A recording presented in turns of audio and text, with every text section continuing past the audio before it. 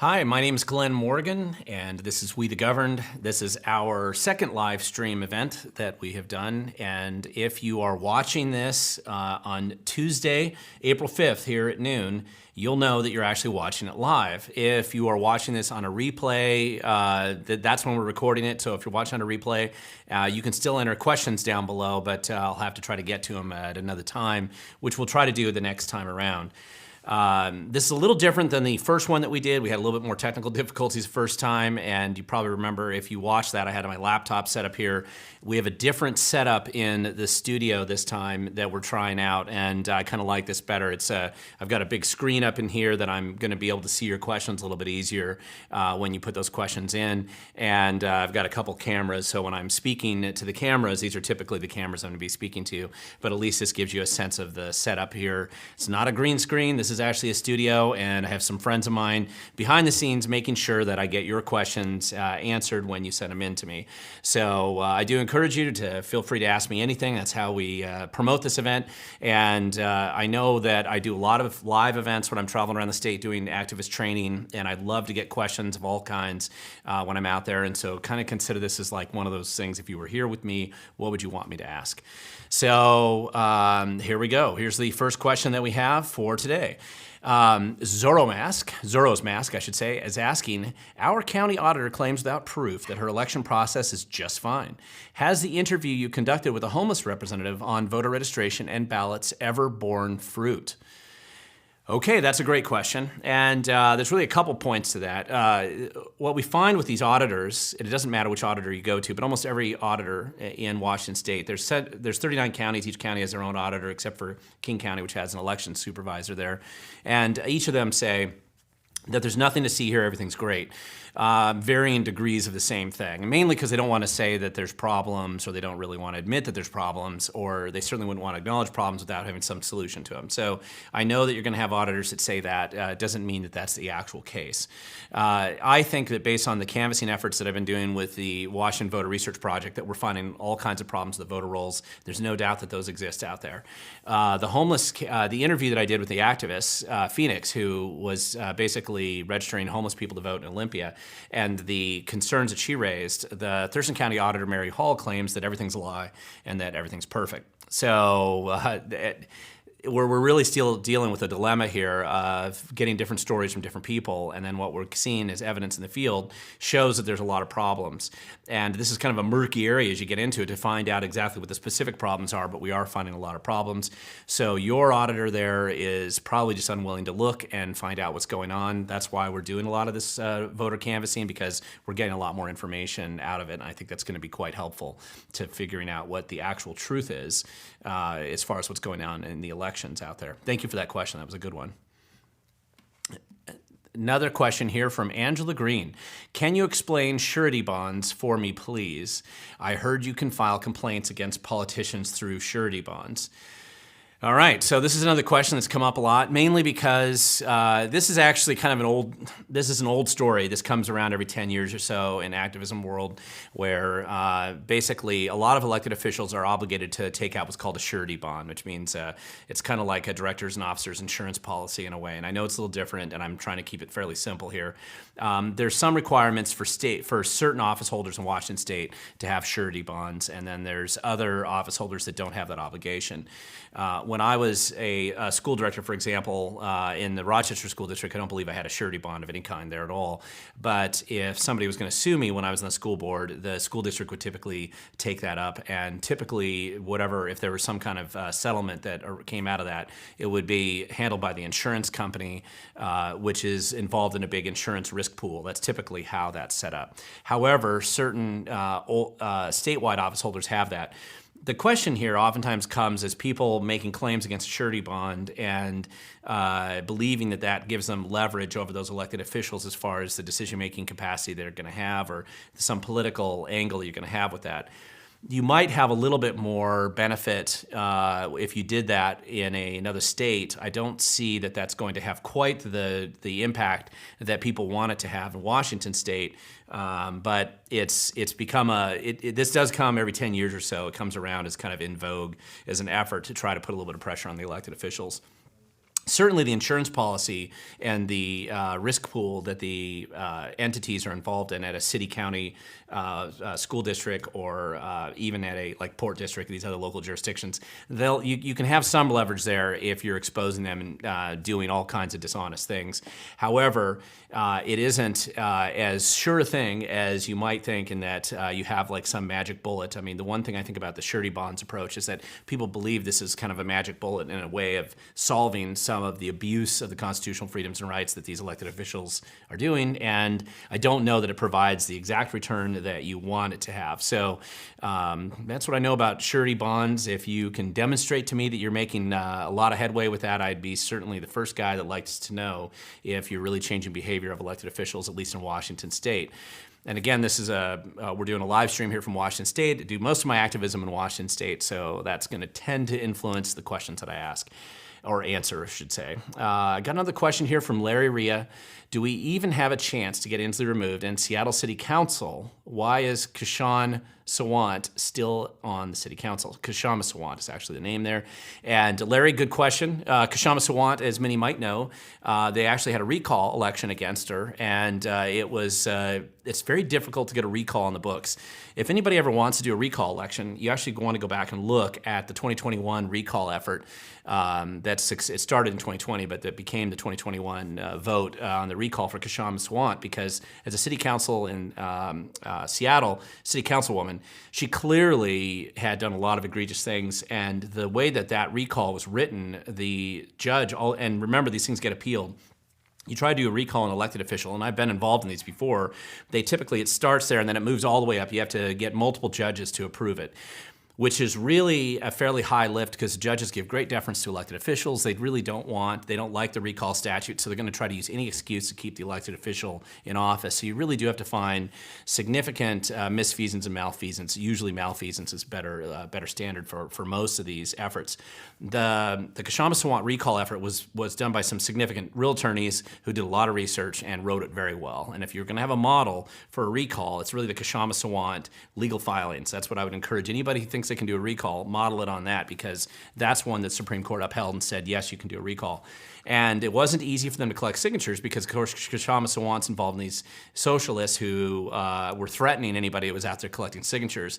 So it was a very difficult process for them to put together, but they got it. They got on the ballot, and it was by the narrowest of margins she survived her recall effort. Now, Kshama Sawant probably views that as some kind of big success. I wouldn't say that just because she was able to survive it is a huge and important thing, but it does point out that there is a way to do it, and you're just going to have crazy elected officials like Kshama, and you're going to have a stronger effort than just the recall to remove her. The question of removing Inslee is a much steeper lift because imagine how many signatures you'd have to gather. It's just a much, much bigger effort as you go along. The next question we have is from Mary Kay Acheson saying, why does Governor Inslee still require teachers and staff to be vaccinated when vaccination data seems to support natural immunity and personal choice? Well, this is a great question. I think the first way I'd answer this is that I don't think Inslee believes in natural immunity or personal choice. So number one, those are things that nobody in this administration, the Inslee administration, and for the most part in Democrat Party controlled environments, they don't believe that you have natural immunity. They've denied that science now for almost 2 years. And they also don't believe you have personal choice, which they don't believe in at all, and as evidenced by almost all the legislation that they push all the time. So those two things mean that they don't really care what the science says. It's just a policy they're going to keep pushing because that's the policy that they have. It doesn't have to make sense. It doesn't have to be rational. It just has to be politically expedient for the people who are in charge, and that's why you're seeing it right now. And I'm sorry, because it is absurd and ridiculous, but that's the situation we're in. I will point out that some school districts were able to avoid the more egregious pressure of the vaccination on the teachers by being a little bit more open in allowing teachers to have exemptions, either for religious or medical reasons, in a way that the state did provide some room there. And so if a school district was a little bit easier with that, then you probably found less pressure in those areas. Next question, Glenn Vanderwell, have you heard anything about illegal aliens being placed in Washington or how much the state pays them? Okay, well, that's a good question. You always hear things like this. There's obviously a lot of people. Washington State decided in its infinite wisdom to turn itself into kind of a sanctuary state for non-U.S. citizens who are not here legally. So illegal aliens coming to Washington, this is home. You can come here, and the laws are rarely going to be enforced here in any significant way. So that does happen. There was an internal email that I actually had from King County. I was going to do an article on this. I didn't, but it was the internal King County staff trying to figure out how many illegal aliens that they had living inside of King County itself. And the estimate, it was just from last year, was about 80,000. And if you extrapolate that number across the state, you're probably looking at about, I'd say probably about 250,000 or 200,000 illegal aliens. Now, that's different than just the people who are here on H-1B visa, green card, or student visas, which is actually pretty substantial considering that we have a lot of high-tech employers who bring in non-U.S. citizens. And sometimes when people are talking about illegal aliens and non-U.S. citizens living here, they tend to merge those entities, even though one's very legal and one has no legal support. And there's a question of how much money and resources go to it. I don't know how to answer that question because it's quite a bit, and it's not audited, and nobody's really checking. So it's just one of those things that your taxpayer dollars are going to a lot of different areas. This is one of them, and I know it frustrates a lot of people and makes people angry, but that's how it's set up right now. SAF Fruit Loop. Okay, long-term care. The exemption was not available till October 2021, and the cutoff for the private insurance was November 1st, 2021. How can they expect us to file an exemption in 30 days? Well, I mean, this is a presumption here that when it came to the long care tax issue, that they really wanted to encourage you to be able to get out of it in the first place. Just because it's unfair, dishonest, and corrupt doesn't mean that that they care that it's that way. It's not about being fair. It's about really just creating up these little grifting operations to extract as much cash from you and give you the worst deal they possibly can, and that's what the long-term care tax was. What you've seen now is that Inslee's decided to kick the ball down the road another year because he wants to wait until after the 2022 election, because the Democrats know that they're in significant trouble even in Washington State and that they're going to lose a lot of seats. And so what they've done is they've decided to take the pain of actually paying for that tax and kick it down the road a lot further and get it down there a little ways, maybe some legislative Band-Aid fixes along the way. But mostly it's political poison, and they know it. Super unpopular. Nobody really thinks it's a good policy, including the people that supposedly support it. They just want to kind of get this little grifting operation going so they can expand the tax, charge you a lot more, and still give you very little. Welcome to socialized medicine, because essentially that's what this is, and it's not going to do you any good. It's a really terrible idea. What I'm hoping is that with a different legislature in 2023 that steps in after the 2022 elections, and hopefully they're mostly Republicans who are willing to get rid of this and eliminate it as a tax policy moving forward, because it's really a bad idea. Watching you daily. There was a memo sent between Inslee and Ferguson about what Inslee can get away with on COVID restrictions that got redacted. Can Ferguson and Inslee use attorney-client privilege to redact it? And the answer to that is yes, they can. That's just how it works. You might be able to get that if you challenge that redaction in court, or if you had some litigation that would allow you to get that redaction via a discovery process. But as far as the Public Records Act goes, yes, they are allowed to redact it.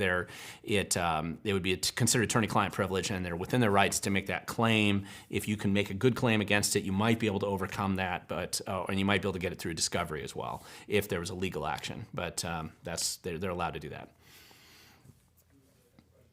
All right, and then here's another question from Jason Fischer. Do you think the mask mandates are done, or will Inslee bring it all back? Okay, that's a great question. The mask mandates are done for now, with the exception of public transportation and airplanes, which I imagine at a federal level, there's probably going to be some changes that eliminate that pretty soon as well. Again, this is political science, not medical science. So the political science would dictate that you're going to probably have to get rid of them because they are unpopular for most people. I realize there are some people that have become so obsessive that they feel like they have to wear a mask at all times, no matter what. But outside of places in downtown Seattle and some environments like that, generally most people are done with the mask after 2 years. And so my guess is that nothing at all happens to make you wear masks between now and November of 2022. And Inslee only brings it back if Fauci decides at a federal level that that's their next big push, and then they try to bring it back again. And Inslee is, of course, one of the worst governors in the state, in the country, I should say. And so he's going to try to take the worst ideas from D.C. and implement them as policies here if somebody can convince him to do so. So we'll have to see. Frankly, the elections in 2022 are going to have more to influence in the mask mandate than anything else. Next question, KillerB. Who is the guy you caught swearing in emails and forced to resign? Couldn't find the info on your site or channel. Yeah, great question. Ted, was it Ted Sturdivant? I think that's who it was now. I'm going to have to look back on this guy. Sorry. This was a former director of the Department of Ecology, and he had gone to work for Inslee as not as chief of staff, but as one of his senior advisors there. And I caught him in an email when he was at Department of Ecology through a records request I'd done in 2013 that actually exposed him calling all Republicans a word that rhymes with truckers and starts with F. And when I exposed that email, and in a public hearing, a Senate hearing actually on the Department of Ecology in Auburn, I remember it would have been later that year, either in 2013, it could have been early 2014, and when I filed a records request with the governor's office then for all the other emails that he had with various profanity in it, and he resigned 30 days later. Thank you for bringing that up. I'm going to try to do a quick little story about that again because you're right, I found some of the older articles around that time, but it was back in my Freedom Foundation days, and so it's not on my We the Govern website, so I'll go back and look for it. Thank you for bringing that one up. Greg Thames, what would you run, or how would you run a campaign to win a Senate seat, I'm assuming in Western Washington State? How would you run? Well, listen, I mean, run a campaign, whether it's in Western Washington or Eastern Washington, it doesn't really matter. You have to run a real campaign. And so if you're going to run I'm assuming it's a state Senate seat that you're talking about. So there's 49 state senators in Washington State. And so the majority is basically defined by who gets 25 or more. Right now, the Republicans are down by 4. Democrats have a slight majority in the Senate, that's fairly large in the Senate. And a lot of people projecting the elections this cycle recognize that if the Republicans have candidates that don't need drool cups or that are functional in a legitimate campaign process, that they'll be able to probably take control of the state Senate again. So the question then becomes, how do you run a campaign? And a lot of it has to do with just getting an organization put together. If you like people and you like talking to people, if you've done your homework, if you're willing to work hard, this isn't going to happen because you part-time campaign it. This is your dedicated life between now and November is going to be campaigning full-time, raising enough money to actually get your message out, and doing a good job with the money that you have efficiently to get that message out as well as you can. It takes time. It's best if you plan ahead, and it's best if you get out there and get serious and run a serious campaign. It is not, don't expect people to come in, parachute from above and give you all the money you want or all the organization you want. You're going to inevitably have to do a lot of this on your own. That's the best way to run a political campaign. It's true whether you're running for the legislature, state senate, or a congressional race. It takes a lot of work and a lot of planning ahead of time. And I think people who suddenly discover one day they want to run for Congress or because Jesus told them to, whatever the reasons are, you're going to want to have a little bit better plan in place than just that. You're going to want to do a little bit more.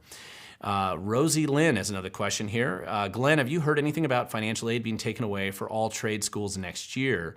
We just heard this.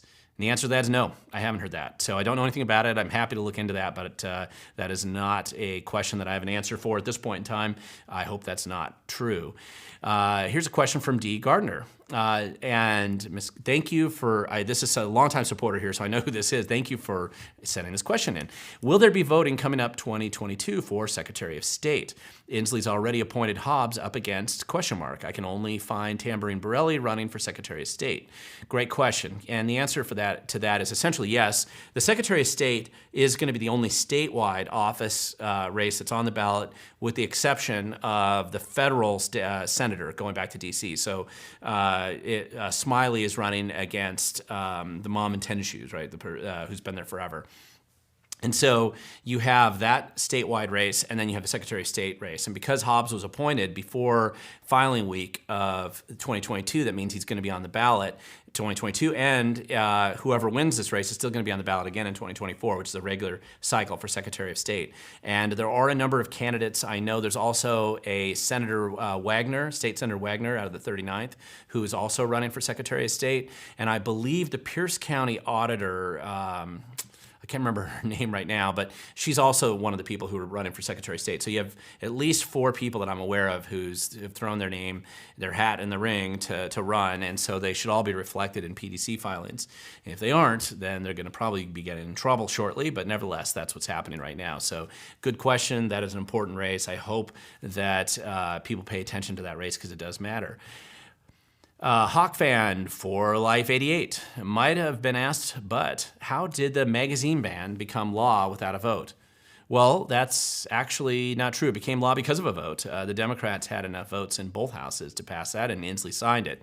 What was more interesting about the magazine ban was just the sheer volume of people who stepped up to testify against it. This was actually the largest number of people in the history of Washington State that have ever signed in opposition to any piece of legislation was on the magazine ban, and that was what was ignored going into the final vote. That was a totally partisan vote too. Democrats exclusively supported it, Republicans opposed it, and of course Inslee signed it. Now there's other questions, including the legal questions of whether it'll be enforced, whether it survives a Republican legislature next cycle. We'll have to see. There's a lot of other things going on there. TAC 178. Hello, Glenn. Are there any lawsuits that are still pending in the legal pipeline against the governor for his illegal and unconstitutional acts? The Freedom Foundation has been radio silent.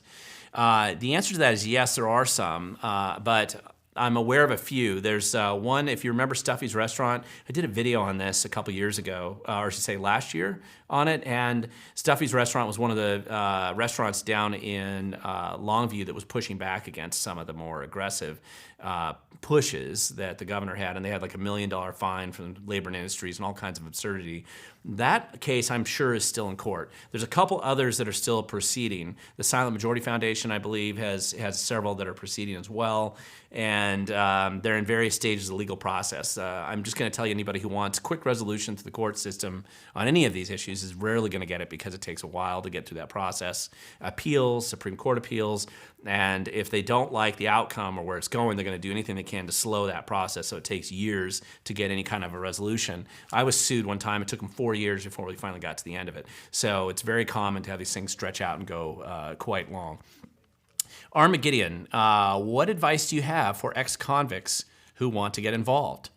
Well, number one, make sure you keep your nose clean, stay out of trouble, and be a good citizen. That's my first instinct, is always to tell somebody, if you decide to turn your life around, you've done your time and you've decided to be a good citizen moving forward, that's great. I would volunteer. I would start at the entry level, right? Just get volunteer, demonstrate your seriousness about being a good citizen, and be engaged, be involved, go out and volunteer just like anybody else does. And don't hide your past, but do show how you've turned over a new leaf, and you demonstrate that by how you behave and what you do in your life. And I think that's the best way to get started. Steve Thonney, and Steve, thank you. He's coming from Benton County here. I know, Steve. Thank you for this comment.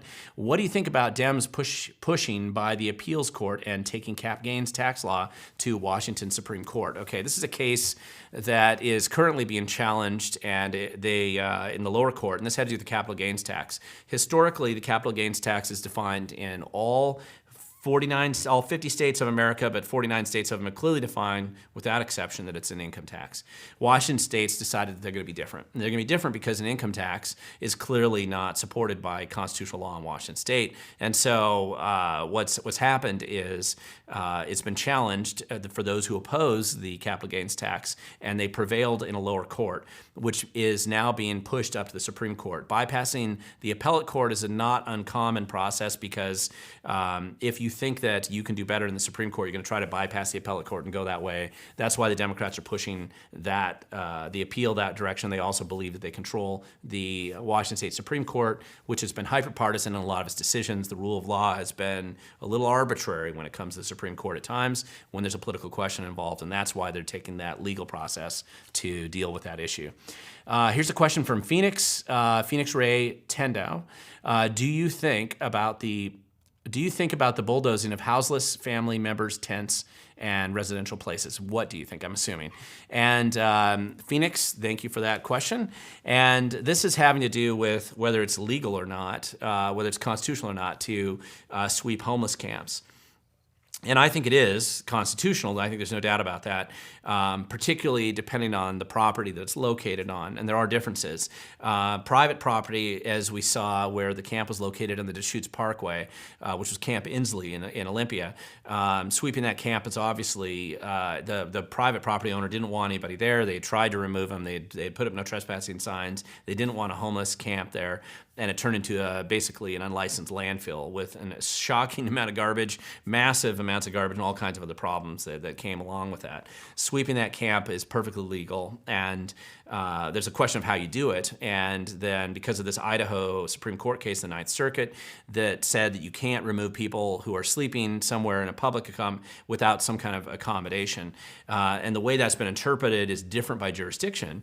But essentially, what we've seen is a trend where the argument has been, like you see on Ensign Road in Olympia, like you see in a lot of places up in Bellingham and in Seattle, where they're refusing to remove camps until they just get out of control, and there's so many rats and garbage, and people are dying of overdoses and all kinds of other problems. And when it finally gets so extreme as Seattle, like where they went and they had a huge problem there, then suddenly you're going to see all kinds of motivation to finally clean up those camps. But they are legal. It is legal to sweep them. The bigger question is, why are we having these camps appear in the first place? Are they really people who are homeless, or are they people who are drug addicted? Most of the surveys that I've seen and talking to a lot of people that volunteer there, drug addiction is a huge part of why you're there in the first place. And so something in your life has shifted and put you in that position. And so we really are going to have to deal with the drug addiction issue. There's no way to try to, homelessness will never be solved or even remotely influenced unless you address the drug addiction problem first. And that's the biggest problem that we have right now. Jason Fischer, when did the legislature vote on electric cars? Well, actually, Jason, they've voted on them many times. They love them. They like having subsidies for them. That's going back quite a ways. The recent thing you're probably referring to is this idea that Inslee has, and I think it's a pipe dream, but about saying that by 2030 you can't sell any more vehicles that run on gasoline or diesel. That's a delusional and foolish piece of legislation that was passed.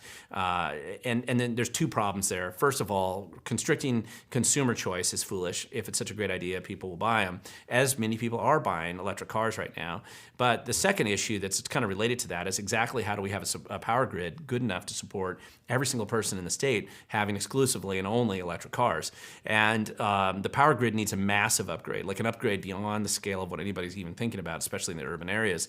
And the only way I think you're going to be able to produce that kind of power is either you decide that you're going to have to give in and build nuclear power plants in Washington, which I couldn't imagine what that process would be like right now, and close to where you're going to have most of these electric cars located, or other types of power generation. And just solar's not going to cut it in the Pacific Northwest, and wind isn't going to cut it either. That is not going to be enough. There's no such thing as having enough there. And we are in the place, Washington State has the lowest cost of producing power because of the high volume of hydroelectric power that we rely on here. And so even the environmentalists have been attacking hydro, and they've been wanting to remove all the dams, which is probably really the stupidest policy idea I think anybody's come up with in a long, long time. And so how do you remove that and still think you're going to go with an electric power grid or electric vehicles? Believe it or not, and I know this is shocking, especially for my Evergreen grad students who are watching me here, but somehow power has to come from somewhere. It isn't just invented out of the sky. I mean, you have to have power. And right now the power runs on either hydro, nuclear, or some other fossil fuel with a very small amount coming from renewable resources. And Washington State state doesn't have enough sun for solar and not enough land for wind power, you're going to have to do some major upgrades. I just don't think it's that realistic. D. Gardner, there's a Stop Glen Morgan bill law, and if so, how do they get away with putting this garbage out without we, the people, voting unanimously on it? Okay, this is funny. Now, I think you're actually referring here to a bill that was called, it was nicknamed the Stop Glen Morgan bill from 2018. This was in response to the fact that I was filed a lot of public disclosure complaints and had been involved in basically exposing tons of Democrats who were breaking the law, done Democrat committees, unions, everybody's Speaker of the House at the time, Frank Chop, got in trouble, and I forced the Attorney General to file a lot of lawsuits, 19 of them at the time, against all kinds of groups, the Spokane County Democrats, Pierce County Democrats, Thurston King Democrats, all over the state, and it really changed the way the Democrats viewed the state's campaign finance laws, and they suddenly recognized reform was probably going to be good there, and so they wanted to have something that was stopping me from exposing them and their cronies and all their violations. And so some of those reforms actually I supported, and some of the ways, like Abraham Lincoln once said, if you really want a law to be reformed or changed, enforce it rigorously and you'll find out it's not so great. So that's really the origin of that bill. It doesn't require people to vote on it. It goes to the legislature and they vote on it, and then the governor signed it, and that's the origin of that bill there. Maddie Brown, where are we at on vaccine mandates for children in school? Okay, this has been quite a bit of drama. I should go back and look at where we are exactly right now. Generally, it's been rejected so far, but there seems to be this insatiable desire of certain people to have as many vaccines mandated for kids as you possibly can, and that's coming out of the health department. However, I will point out that they've had divided votes even there on the health board. And so it doesn't, right now it's not mandated, but some areas are wanting it, some are not. You see the community college system and some of the colleges have mandated it, but it hasn't been mandated in lower grades yet, the secondary school education yet. They are required to provide education. So it seems like it's going to be a difficult lift for them to totally go there. But once this momentum of this push by the health department has been in this direction for a long time, over the last couple of years anyway, but there's also a lot of resistance. A lot of people are pushing back on it. So I don't know if it's going to happen, but there's certainly certain categories of people that really, really want to do it and some that don't. Barbara Walker, what's new with the gopher situation in Thurston County? Well, I don't know if there's so much anything new. I do know that in a couple days, the Thurston County Planning Department's having an open house that they're refusing to let people show up in person. They're doing a Zoom open house, which is really a cowardly way of doing these open houses about this silly goofball idea that they had years ago, pushed by some special interests in Thurston County for listing the Mazama pocket gopher as an endangered species in Thurston County, which is a ridiculous approach that they've had. It got me involved in 2011 when I was doing Stop Taking Our Property Thurston County with the Freedom Foundation, and so I've been in this fight for a long time. I live in Thurston County, and I think right now they still have these property reviews that are absurd and ridiculous over whether or not you can build a barn on your property or put a house up unless they do this extensive kind of grifting operation, paying consultants for analyzing whether or not you have gophers in your property. The planning department loves this. This is a good way for them to basically stifle and destroy people's dreams and extract a lot of cash from people, and there's definitely a lot of corruption in Thurston County Planning Department that needs to be exposed more, and I'm planning on doing that before too long. And thank you for asking that question. Jerry Payette, Biden overprinted trillions in American dollars. Why would he do this if he wants America to switch to digital currency? Well, one way that makes it easier to go to digital currency is trash the existing one that you have, and there's nothing better than to trash it than just simply spending tons of it that you don't have. It does help create inflation, which is ultimately driving up prices on everything, and pretty soon your dollars become worthless, and therefore the digital currency becomes part of that great reset. That's why he would do it. Kathy Smith, do you know that Inslee, Murray, and Cantwell have all been served papers from the government 2 times already? They have refused to acknowledge anything about the papers served. Okay, this has to do with the affidavits that were served on them a little while ago, and I am aware of it, and I know the activists that organized this and went down and did it. It was a logistical feat because they had 30,000 of these affidavits, multi-page affidavits that they served on them, and they did have to receive it, and I don't know where that's going, really. Remember, that's from the people, not from the government. And so I think that it's an unusual situation that they're in, other than just the storage of it and whatever it means. They aren't going to do anything right now because they don't feel compelled to. But I'm sure it annoyed them when they received it. We'll have to see what happens, because I know that that's, with that organization, the group of people that are doing that, that's just kind of becoming the beginning, or for them, this is just the beginning of the process. So we'll see where they, how they like the next several stages of that process. This is a question from Karen Schaaf. S. Schaaf, I'm assuming. Where are we with CRT being provided to our children in public schools? Well, it's everywhere. So every school, including the private schools that your kids are in, is pushing this agenda. Well, it's not always called CRT, but essentially it's the same thing. So if your kids are in school, your kids are getting it right now. And it takes a strong discipline and a fairly aggressive curriculum review process for teachers to avoid pushing this kind of an agenda on your kids, where everybody's either a victim or a racist based on the color of their skin. It's become the new wokeism. It was there when I was in college in the late 80s, early 90s, so that's still part of the game, and if your kids are in school, they're getting it right now. I think there's a great need for us to recognize and expose this and push back, because right now, every measurable standard that you have, our kids are failing in math and English and any other normal skills that they would need to be productive members of society. And I hope we go push that back.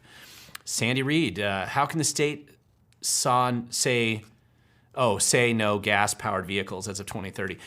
Well, they can say it. It doesn't mean that's going to be what it is. It's an idiotic idea that probably has to be changed by people who are sane when they get into office later on, and they're going to realize that it's really a foolish approach, the way that was signed into law. So it'll probably just be kicked down the road and probably is meaningless. And frankly, I think Inslee, it's a virtue signaling bill that they passed that they don't even really believe can happen. They just passed it so they could get payoffs to whoever's giving them money on their campaign finance side of things. So they really don't care that it's not realistic. They just pass it now and makes them feel good. Eventually, adults will have to take over and fix some of these problems. Jason Fischer, how many gun magazines are you buying, Glenn? As many as I can. That's the answer. And I'm not telling you how many, but I'm telling you that it's as many as I can, as I encourage everyone else out there to do. Remember, this law doesn't go into effect till July, so nobody has sold more gun magazines in Washington State than Governor Inslee and Nick Hanauer, the billionaire who funds most of these anti-gun bills. These guys have sold more guns and more firearms, more ammo, and more magazines than anybody else. Every time they push one of these bills, that's what happens, depending on how long it lasts. Steve Thonney. Again, Steve, good to hear from you here. What do you think about Dems push? No, this is the same question, guys. Same question, so we need a new one. Yep, all right. Sorry about that. We do have other questions that are coming in right now, and I know I've got some of my friends back there that are basically putting up some of these questions as we go along. Here's a classic one. So, Glenn, what was your best mile time as a runner in high school? Now, I think this question really comes out. I did a video a couple months ago just about what I learned as a long-distance runner. Some people who have either know me already or have followed me online for a while know that I used to be a runner, about 50 pounds lighter than I am now, and a number of years ago I was a pretty serious long-distance runner. I went to Thomas Jefferson High School in Federal Way. My best mile time when I was in high school was 4:25. My best 2 mile was 9:34. If you're a runner, you'd understand why you just know that right off the top of your mind. When I went to college, I ended up running at Columbia University, which is a Division I school, and I had much better times then, and I ran about 4:14 and about 9:08 is what I remember. I did the 3,000-meter steeplechase, which was a much more challenging track event, if you know that at the time, in addition to cross country, and so my time there was like 9:14 at that. So I love running. I was a big runner for about 20 years, and I'm not a good runner now, but my kids are, and I'm enjoying watching them run. I think you live vicariously through your kids. So thanks for that question. I know some people wonder about that, but I think running taught me a lot about dedication and sticking to something even when nobody's watching and nobody's paying attention, but grinding away on issues and problems. I have Marcella Zengota, question at We the Govern. Correction, did you write for the Tenino Independent newspaper? Wow, that's a great question. No, I never formally wrote for them. That is not far from my house, about 5 miles from my house. I know the guy that's their main journalist there, and he's covered me a few times. I might have once done an editorial for them. It would have been years ago if I did it now. I think I submitted a guest editorial once, but generally I don't regularly. I haven't written for them for a long time. If I even did back then, I'm not completely sure if I did. But I was featured in that paper quite a bit just because I was on the school board and they would cover the school board in Rochester. And when I was doing property rights fights, especially over the pocket gopher and Stop Taking Our Property, Thurston County, they would have covered me quite a bit. Another question here from D. Gardner again. Boy, you're getting a lot of questions in here. Do you believe that it's highly likely that they are tracking our every move in communication? Well, I guess here's the question: is who's they? Is Facebook tracking you all the time? Absolutely. Is Google? Yes, they are. Is your local state government? Probably not. Or is the federal government? Maybe. Probably me. They are. But I don't know that everybody is necessarily being subjected to that. They could though, because as you know, your phone is essentially a tracking device, and modern vehicles also have some similar things on them. And so, when it comes to privacy, I think we're really in trouble in this country. We really have to look back on some of the laws and be. I think there's a lot of things we could do to reform in that area. Question from Donna Brandt: why are they still pushing shots now that 8 pages of horrific side effects came out? Great question, Donna. They're pushing shots because that's what government does. They push stupid policies even after they've decided that they no longer apply.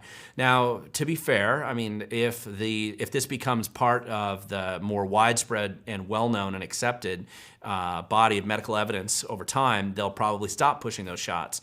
But remember, I still think Big Pharma has a big influence over the policies and procedures and issues that are being pushed out there, and so that's why you're seeing that. And you're not going to see that go away easily, especially when it became political and the Democrat Party just owns this issue in a way that, and a lot of the establishment own this issue in a way that it'll defy logic for a long time. So that's just how it is. Consevativegeoduck. Glenn, what do you think about turning the failing TESC into the homeless relocation zone? TESC stands for the Evergreen State College. I've written an article on this about turning Evergreen State College into a homeless camp. In fact, I've written several articles and done several videos about it. The Evergreen State College is located in Thurston County. It's about 30 minutes from my house. So I've been critical of a lot of the absurd and ridiculous approach that college campus has gone down, and the administration there that's bloated entirely out of control, and then the destructive approach to education they use to really be harmful. And one of the thoughts I had is that it is a 1,000-acre campus. Converting it into a drug addict homeless camp is probably a better use of that environment than what we currently have it being used for today. And you might be able to even do this hybrid where they wouldn't even notice if it turns into a homeless drug camp for a while because it would just fit right into the agenda or what it looks like on campus. But 1,000 acres is a big area. You could run a lot of drug rehab and detox facilities there, I think, and certainly achieve a lot more positive results for the community than what it currently does as a pretend secondary education school. Dave Apex. Glenn, did you receive the petition for COVID investigation? The answer to that's no. I'm not even sure what you're talking about there, Dave, so you'll have to clarify what that is referring to. So I don't know what that is.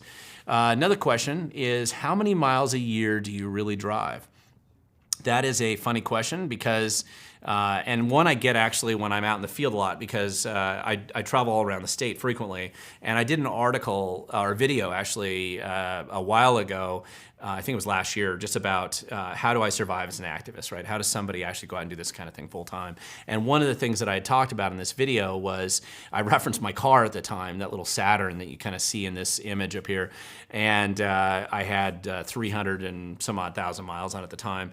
I'm not really driving that car around the state anymore. It's reached the point where it's so questionable. I just changed the oil on it the other day, and I don't want to take like more than 10 miles from my property. It's not going to survive much longer. But it is a stick shift, and it's the one I'm going to use. My kids can learn how to drive a stick shift on that vehicle. I have a different vehicle now, and just to give you an example, I've had this other vehicle for about just about a month, a little over a month, and I've had almost 8,000 miles on it now in the last 35 days. So that gives you a pretty good sense of the type of mileage I'm driving, and that's what you'd have to drive. If you're going to be serious and you're going to cover the state the way that I'd cover it anyway, you're going to end up putting a lot of mileage on it. I'm over in Moses Lake or Spokane or Kitsap County or Whatcom County all the time. I live in Thurston. It's just going to be a lot of miles when you're driving around, and that's just how it goes if you want to meet people face to face. Question here from Greg Thames again. What is the easiest way for the common person to get involved in stopping the craziness? Okay, that's a great question. Easiest way to get involved, I say, is start local. It's very difficult, and I will endlessly repeat this. For those of us who pay attention to politics or the political process, and we look we all tend to look nationally first. We hear on Fox News, we hear some kind of news story about what's happening back in Washington, D.C., which if you live in Washington State like I do, that's 3,000 miles away, very difficult to make an influence there. There's a lot of stuff going on back in D.C., and it's hard as a single activist in Washington State to make a huge difference that far away. So I would say start local, get involved locally, and if you do, you're going to find that you'll find like-minded people where you live and start to find common cause with them on issues in your school board, your city council, county commission, and state legislature, and eventually you'll find a bigger group and other groups you can work with that you can make a big impact where you live locally, and it really does matter. Ultimately, all politics become quite local, and you can make a big difference there if you're willing to get organized.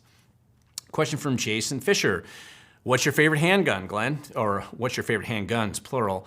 I have to tell you, I've always liked Glock Model 21s, which is the .45 caliber Glock. So that was actually my competition gun back in the 90s. I still am partial to it, so I've been a fan of it. I know that there's others that have better characteristics at times, but this has been one that I've been pretty comfortable with for a long time, ever since they came out in the early 90s, and so it is one of my favorites. Question from Larry Reha. Trump 2024, will he or won't he? I'm assuming. And that's a great question. I don't know. I mean, anybody can speculate, and I'd be one of 100,000 people that are speculating on this at any given time. I would say he probably does run, judging from the way the 2020 election went and then all the drama since then.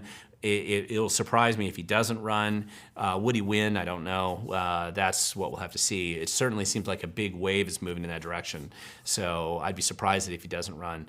What do you do during your downtime? That's a great question. And as many people know, if you look at my bio or you've heard me speak before, you know I live pretty rurally. I like living rurally. I like working in the woods, actually. I like clearing the woods out, limbing and replanting trees, keeping the woods clear. We have a large free-range chicken flock on our property, so I like managing the property to make it easier for them to live there. I also have goats, because I like having goats clear the blackberries. It's a much easier way to keep it down. If you live in Western Washington, you know what I'm talking about.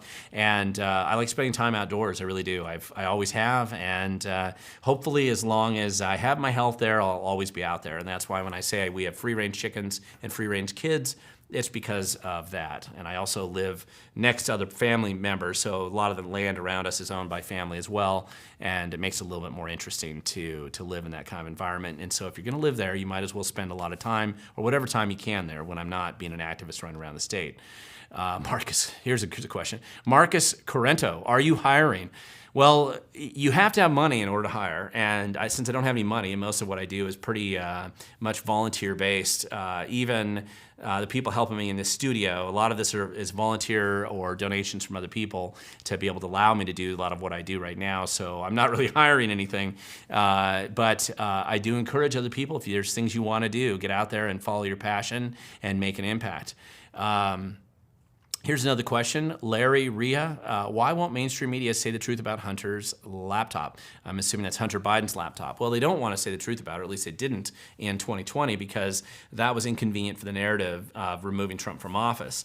Now that a couple years have passed and the truth is coming out anyway, and they look like very corrupt people for not covering it and trying to conceal it and hide it and trying to censor anybody who covered it, then they're going to have to kind of start telling the truth now. And I think that's what you're seeing, is that some of that's coming out of the woodwork, even among the traditional mainstream media, because they know that this is the truth, and we might as well start covering it. Arma Gideon, how can we set term limits? Good question. In our state, term limits can be set at the local level. It doesn't look like that it's legal to set it at a statewide level, at least so far right now. There's a constitutional question that has come up on that. However, you already see term limits that have been set in Pierce County, for example, and in other local jurisdictions. So, you'll see that as a policy goes, that's generally, I think, where we're going. Is more likely to have local term limits than you are to have statewide term limits, or at least the legal lift is a lot higher.